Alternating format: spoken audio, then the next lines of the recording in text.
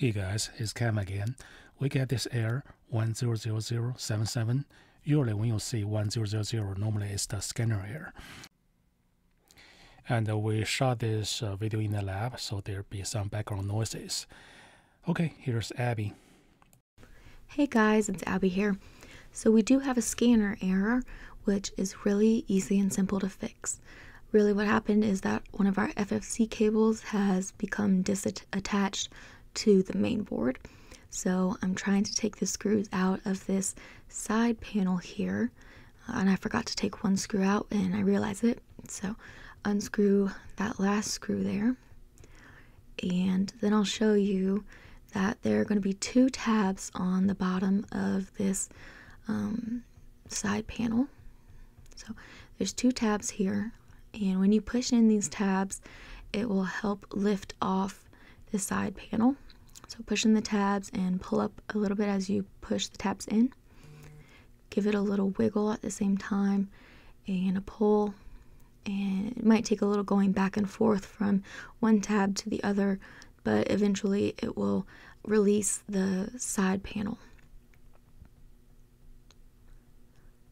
Okay, and so here we will see the two FFC cables on the top side of that main board. One of them is plugged in, but the one behind it is not. So I'm trying to get it out with my finger, but I'm going to use a little tool to pull it. And as we can see that it is not plugged into the main board, and that is what was causing our scanner error. So really what we need to do, it's a simple fix, is plug it back in. I find it's easiest if you just pull that other FFC cable out first so you can get the farthest one plugged in. And once you get that one plugged in, then it's easy to plug that other one you just took out. Once you do that, I tried to tuck my cables in just nicely, as you can right here. So I tried to make it lay flat and nice. That way when I open the scanner up later, it doesn't cause any tension and yank my cables out again. So as long as they look flat and they're laying nice in there, it's okay. And then we're just going to put that cover back on. So as you can see, it was pretty easy fix. Nothing about taking too many pieces apart or anything. It was really just one piece we needed to take off. Once we have that back on there, it's just going to take our screws.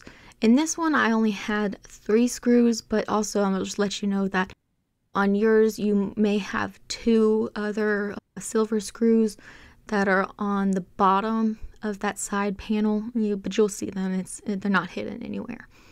Okay, so plugged her back in and I'm powering her back on, and I did not get an error this time. It pulls up correctly, and we'll just watch it run back and forth, check for no errors, but it looked all good. So we fixed it. Congratulations and happy printing, everybody.